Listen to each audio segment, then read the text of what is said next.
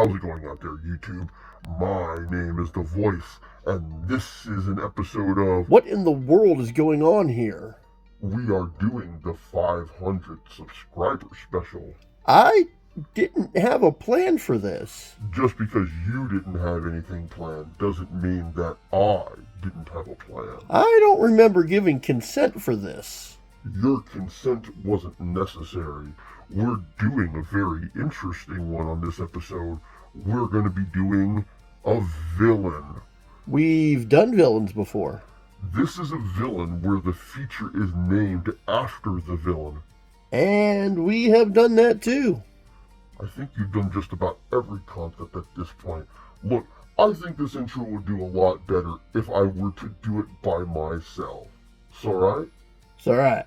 Okay? Okay. Alright. This is the 500 subscriber special of Lost Heroes of the Golden Age. And we are doing one that is an interesting one. He is one of the earliest villains to have the feature named after him. He's had cover appearances and featured stories. And this villain didn't seem to have a consensus on where they were going to be going with him. His powers waxed and waned throughout the issues. The only thing that seemed to remain constant about him was the fact that he was a villain and that he could change size. And even though in the early issues of his runs he started fighting Daredevil, that wasn't to last. In fact, they had to create his own villain or own hero for him to fight, which was kind of interesting. Most of the time, the hero went through trying to fix what the Claw had put into motion. Now, the Claw didn't always win. He was a villain, but sometimes he would succeed in his machinations, which you have to find interesting because in the Golden Age, heroes always won and villains never did. So let's go ahead and cover the Claw on the Lost Heroes of the Golden Age 500 subscribers special. The Claw, real name unknown, which may actually in fact be the Claw, first appeared in Silver Street Comics number 1 in 1939. The original publisher is Gleason, and he is created by Jack Cole. Now, not only did the Claw appear on the first two covers of Silver Streak, both of the covers very exaggerated to how he actually looks. He is also the lead feature in both of the first two issues. Now, he may not be the very first villain to lead a feature, because it is named after him, and he's not the very first villain in comic books, but I think he may actually be one of the earliest to have a feature named after him, if not the first. The Claw he did have one certified power that we can claim, is he can grow in size, and he is actually grown to the size of skyscrapers, and his strength and invulnerability seem to increase to the size. Like when he is like the size of a train, he can lift up a train, but he wouldn't be able to lift up tops of buildings. But when he gets to the size that's taller than the buildings, his strength increases to be able to, take off the top of buildings, which he has done. And his invulnerability also seems to increase along with his size. Now, the various powers that he has seems to differ from comic to comic. He seems to possess lightning powers, but that may actually be due to technology. He has the power to have his voice heard throughout the skies, like when he calls out Daredevil, he has the power to read minds and call out meteors, but the powers don't seem to last.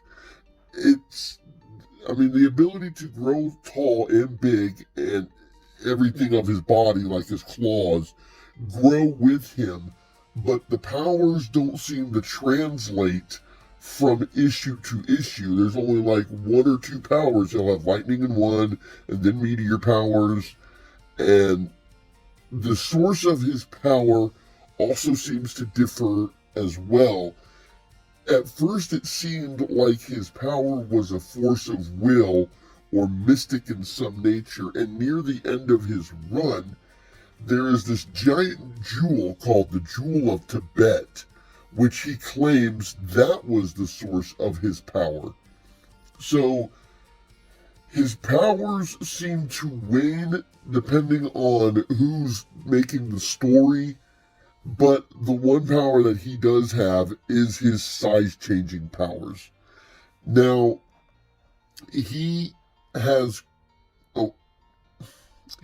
teamed up with the Nazis on more than one occasion because their interests seem to align, take over the world, destroy America, but it never seemed a long-lasting relationship. He's met Adolf Hitler more than once, but when felt betrayed, he would turn against them.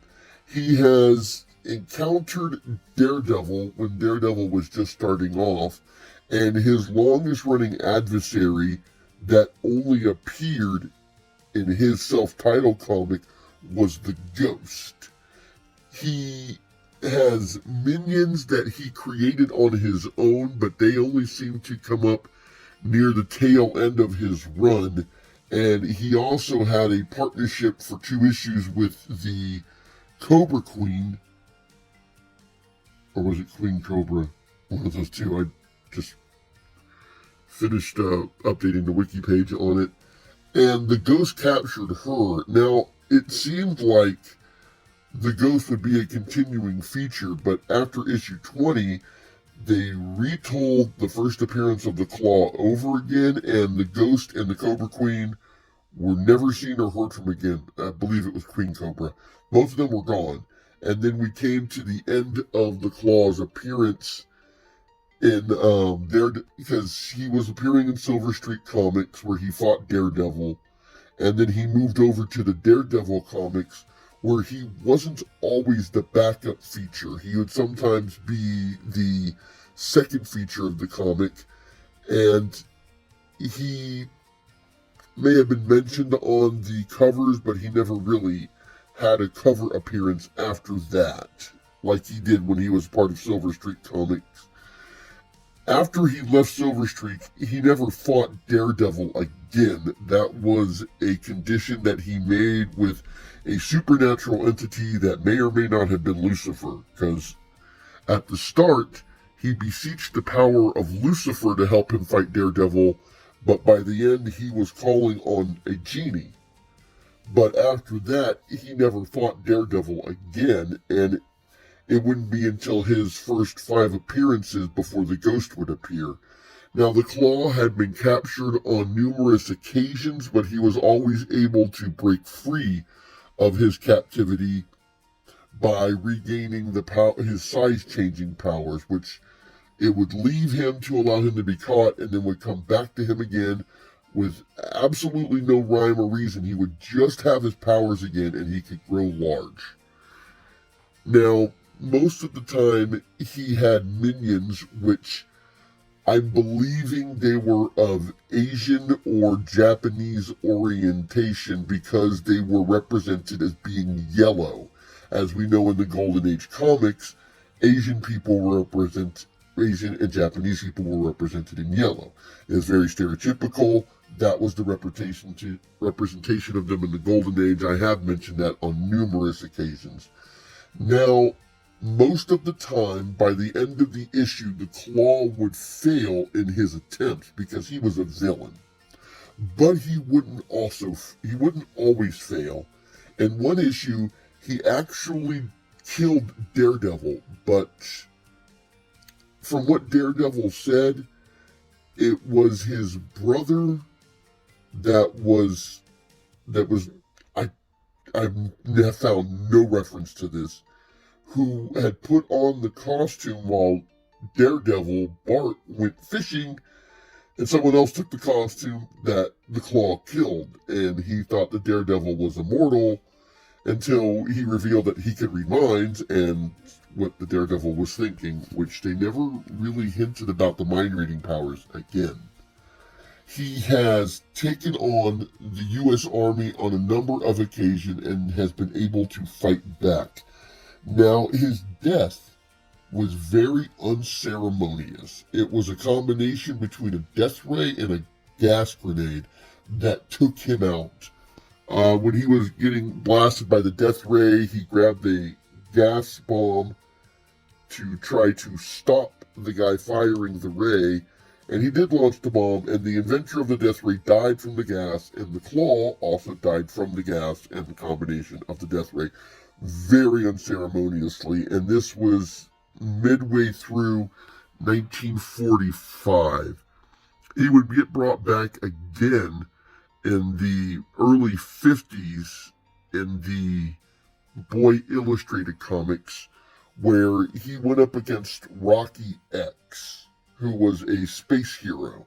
But the Claw, I mean, he had 4 appearances.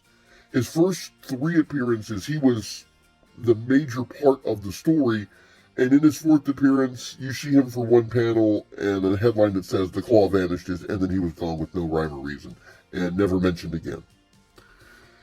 Now, I have done a little bit of research and found that the Claw would re-emerge in the Savage Dragon comic. I don't read Savage Dragon, so I don't know anything about that.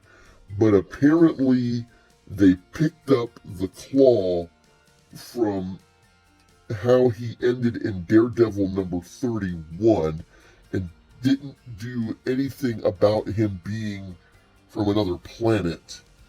And that was pretty ridiculous to do that, since in the Daredevil comics, we actually had an origin of the Claw. This lady with large fangs and a giant Tibetan man, they hooked up together and their evil produced a spawn that was the Claw, and he had the power to grow big. Now, they did try rebranding the Claw when they brought him back in number 6.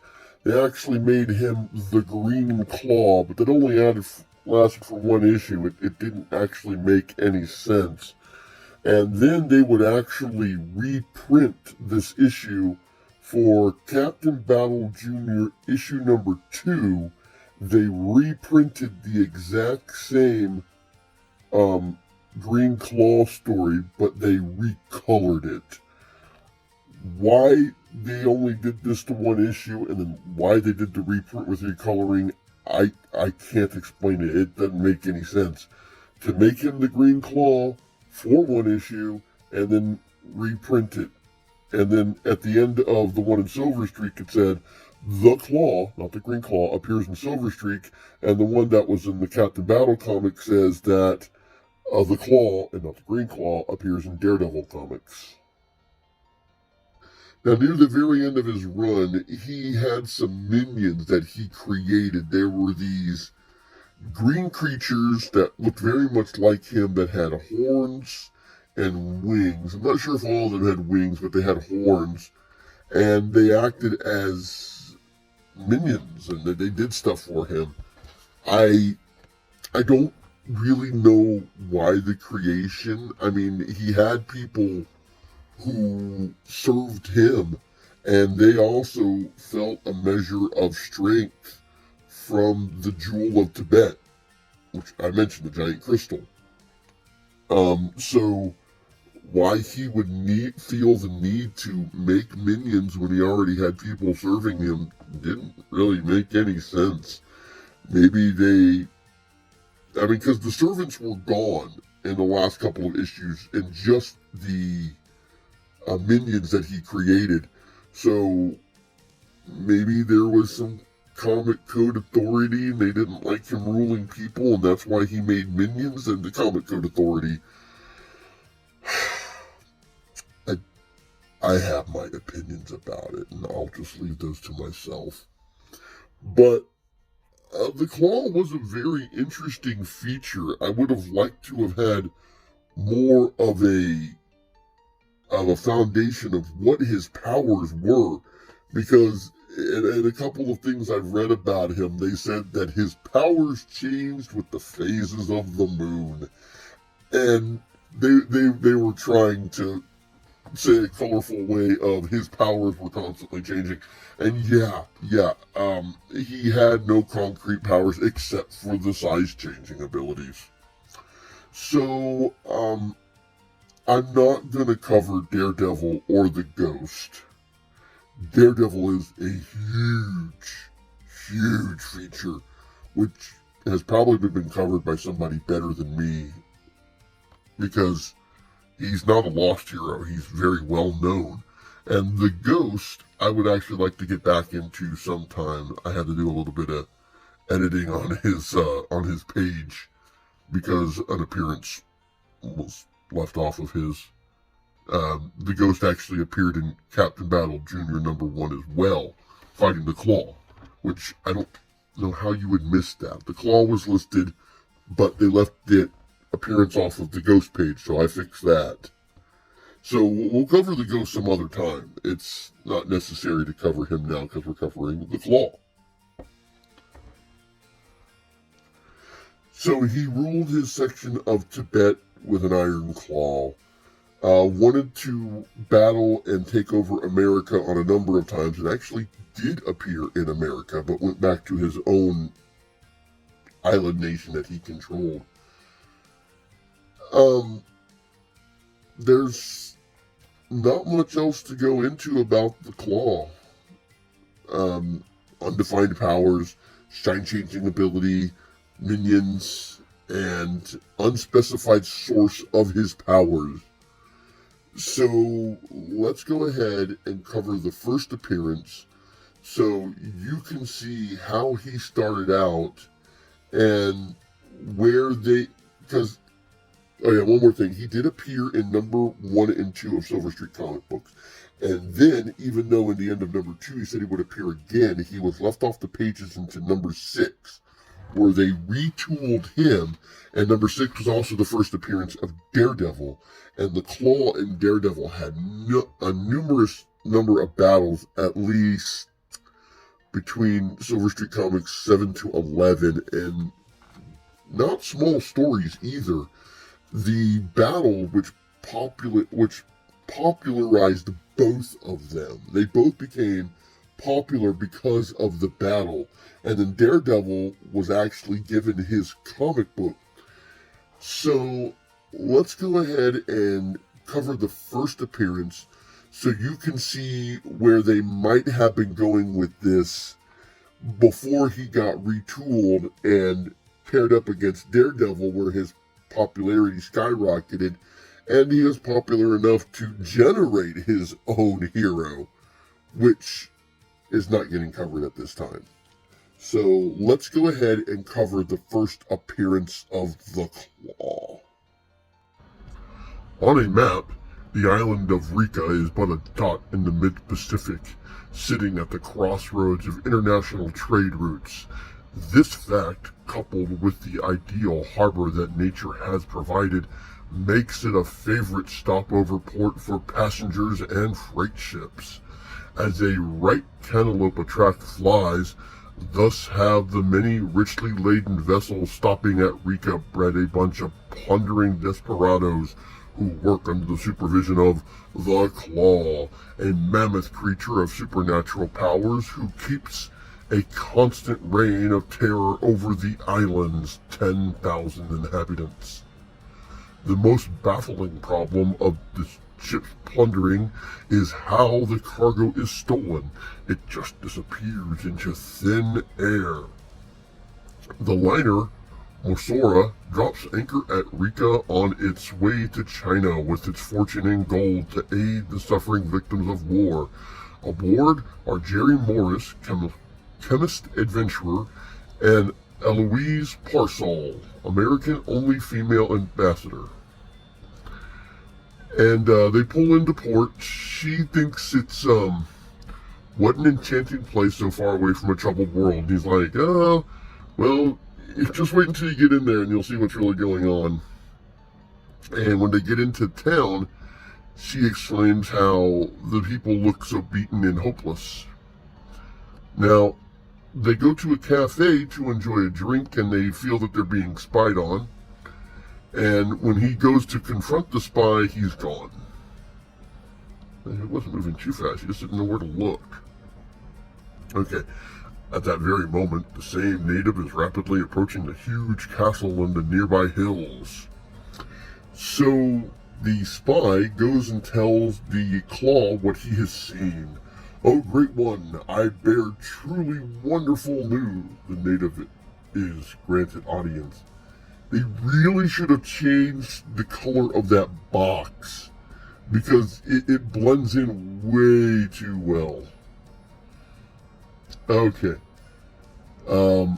I have at last found the woman you seek to aid in your world conquest. So he talks about how he's found the beautiful woman, and this is exactly what the Claw wanted.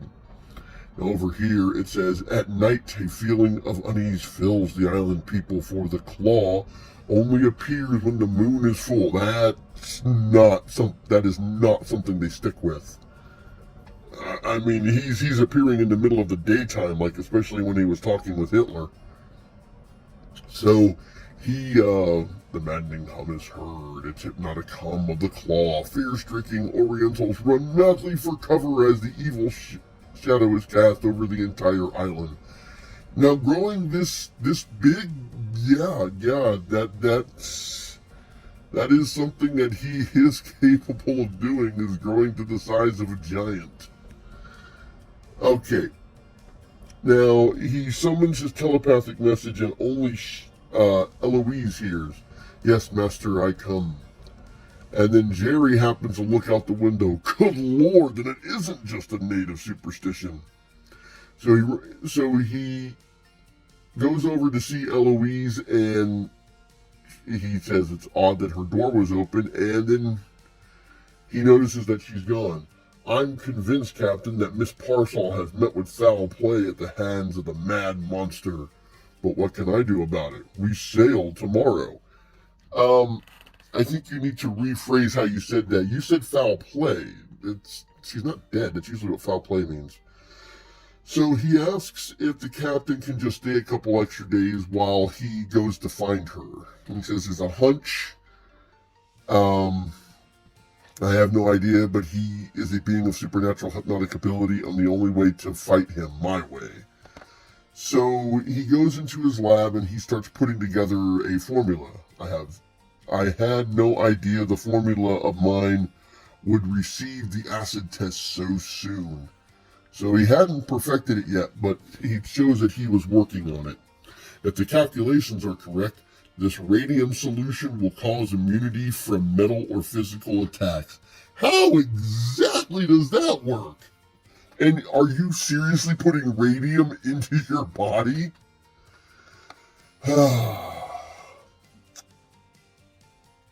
So, I said mental and physical attack. I need to start reading these a little slower. Now, to take some and pay the fiend a visit. Traveling alone, Jerry reaches the castle at dawn. What a massive door, and it opens. Now, as he steps in, he is encased in glass and says that he wants an audience with the Claw, and he is whisked away. So, when he approaches the Claw, he wants to pledge his allegiance. "I'll be your slave." And the Claw is just like, "Oh, don't worry, we have, let's see, I had an admirable lie, one Mr. Morris, and a useless one, but it matters not. Once the Claw wills it, you will perish all thoughts of treachery. I'll pair him for acclamation." And as he's talking to this old guy, he's like, "So what is this?" And he's like, "Well, you'll be put into a dream." And what he basically goes over is once you get put into this dream state, you'll be addicted to the dreams. It's like a drug. And you will come back for it more and more because you'll be addicted to it. They see one guy, he is suffering, and he's like, well, that guy's, he's not enjoying his dreams. And he says, that is punishment for being disloyal. So the best worker gets the best dreams, while ones that don't work like they're supposed to will get horrible dreams.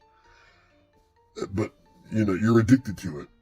So he sees Eloise. Miss Parasol, silence.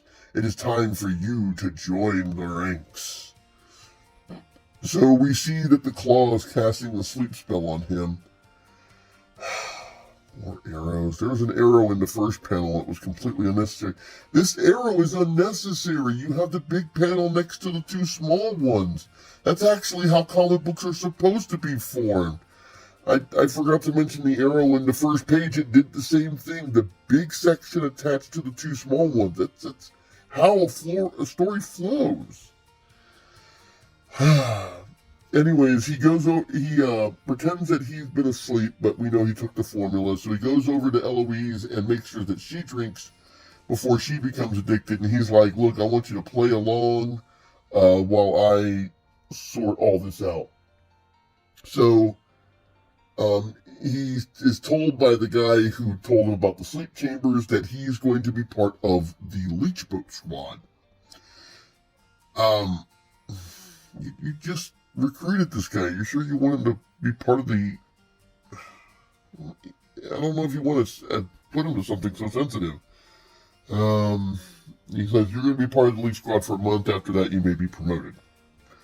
So he gets dressed up and gets into the boat. Jerry dons a special suit and enters the leech bath. The leech boat. Step lively. We sail. And we find Eloise. She's before the claw. You are most the fortunate beauty. He says that once he conquers the world, she'll be the queen of it. And, he'll be the ruler. So they come up to the boat that they sailed in on, and they tell him that they show exactly how this works. Using surveying equipment, they spot of the ship Morasol.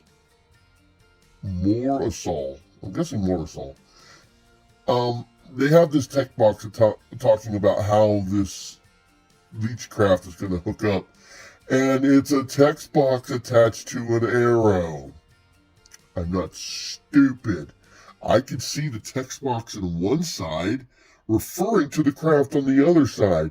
I don't need it pointed out to me. I don't think anybody in 1939 would have been thinking that this text box wasn't attached to it. You've encapsulated the whole square. We know that that box and that picture goes together. So they're talking about how it's a 3-ring system. The A and the B and the C all work together to perform an extremely tight seal so that no water leaks in. I mean, you don't want water soaking the cargo. If you want to see how this whole thing works, you can pause the video right here and read this. It's actually not a horrible design if you're interested enough into this. This video's already going long enough. Okay, so they get the acetylene torch so they can cut a hole open in the ship. Now, one guy listens and sees that they're inside, so they put carbon monoxide into the cabin to knock everybody out.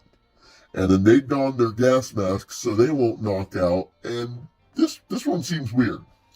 Gas mask, everyone. Remove rivets from wall section and prepare to enter.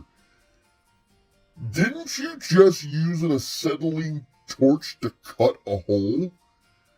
If you cut a hole with the acetylene torch, why are there still rivets? I mean, if you see the next panel, you can see the hole stops just shy of the rivets. But that's the suction hole. If you cut a hole in the side of the ship, you don't need to remove the rivets. You just need to remove the hole that you carved into the side of the ship. Okay. While the other goes into the cargo, Jerry is left, so he knocks the other guy out, which I believe is the captain, and holds them all at gunpoint. Reach! No funny business. Line up against the far wall. One of Claw's men drops behind the bag and starts firing at him, but the bullets glance off his radium-protected body with a whistling whine. That is ridiculous. First of all, I can't believe you put radium into your body. Second of all, how does that make you invulnerable? It doesn't make any sense. It is the Golden Age. Well, the noise of the firefight attracts other crew members, and they bust in, and now the crew finds themselves outgunned. Morris tells the whole story to the captain. Amazing, the most astounding bit of piracy I've ever seen. This explains the previous disappearances of cargo from the ships. Morris, how can I ever thank you? Just give me a few of the men. So he's going to take the men into some of the ships, and he tells the captain, I want you to reseal this airtight, or I'm going to kill you. I reseal ship.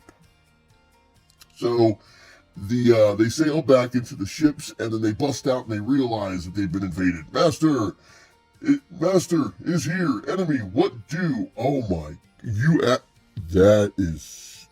that's kind of racist. The Sentinel warns the Claw, and he says, ignite the flames. So there's flames surrounding the docks, and they're not harmed by it. With the radium in their body, they're not harmed by any physical attacks. So the fire burns off their clothing. This is oddly disturbing. They're fighting their way through the Claw's men completely naked. And it says that. Their bodies unharmed, but clothes seared into nothingness.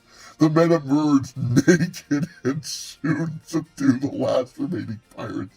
Did you really have to do that? Oh my.